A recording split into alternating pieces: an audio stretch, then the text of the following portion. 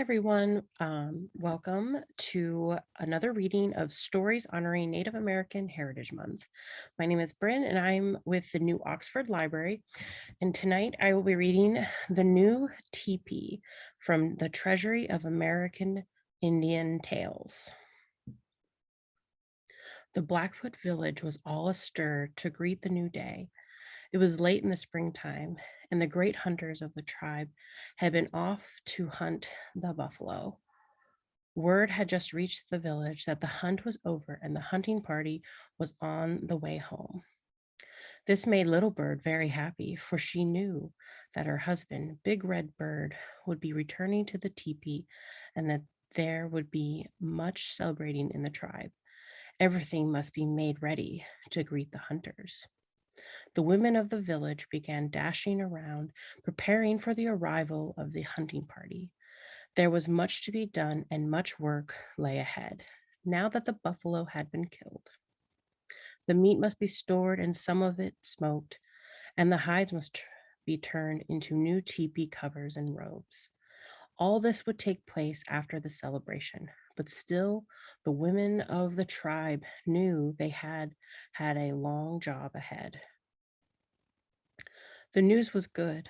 The hunt had been successful, and many buffalo had fallen before the weapons of the hunters.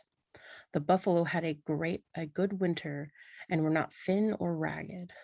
The grass had been full grown and rich. Enough rain had fallen to provide the food and water necessary to make the buffalo fat and a good target for expert bowmen. Soon all was in readiness, and everyone waited impatiently for the first signs of the returning hunters. And then the signal came. A young brave on a shaggy brown pony came dashing through the village, announcing the arrival of the hunters. Everyone was out to greet them and shout thanks and praise. Husband and wives, fathers and children greeted each other warmly. The tribe was filled with joy. Night came swiftly. Before long, the beating drums told the people that the dancing and feasting was to begin. This celebration often lasted all night and sometimes into the next day.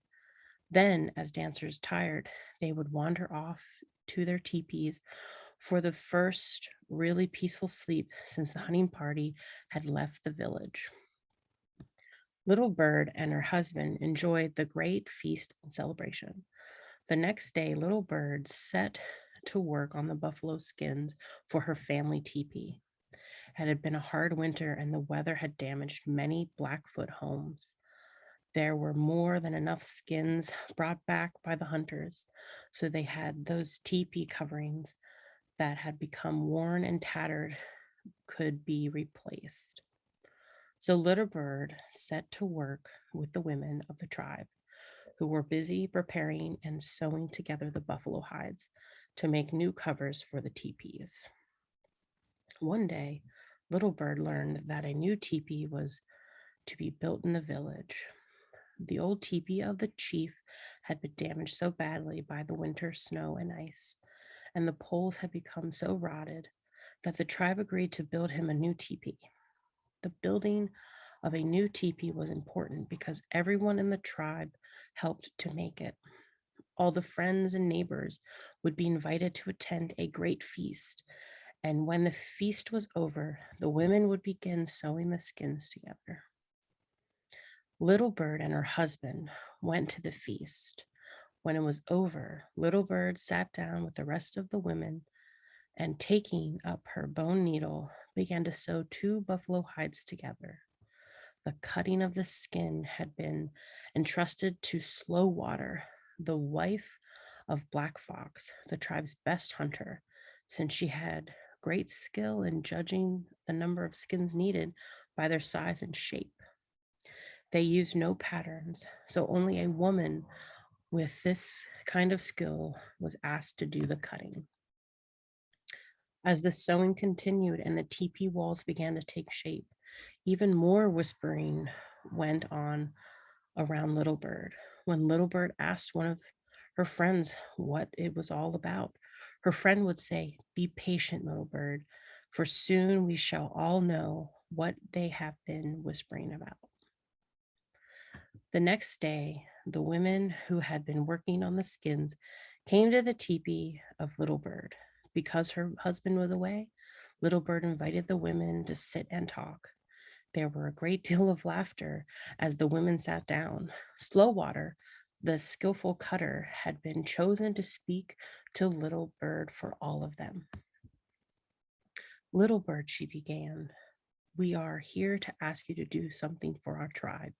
You always have a smile for everyone wherever you go in the village.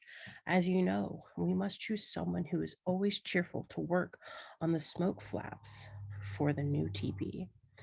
We are here to ask you, little bird, to work on the smoke flaps of the new teepee so that your happy spirit will be woven into the flap and the smoke will depart from the teepee evenly and smoothly." Little Bird smiled. Her heart was happy. This was truly a great honor. Now she understood why all the whispering had been going on the last couple of days.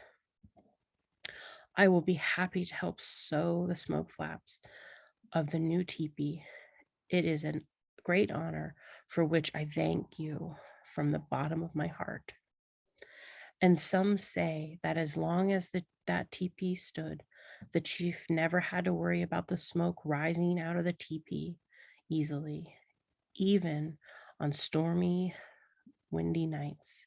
The Indians believed that the happy spirit of Little Bird really lived in that flap.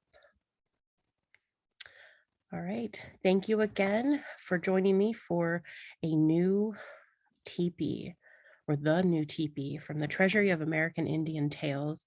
And thank you again for joining for the stories honoring Native American Heritage Month. And there will be more to come. Thank you. Bye.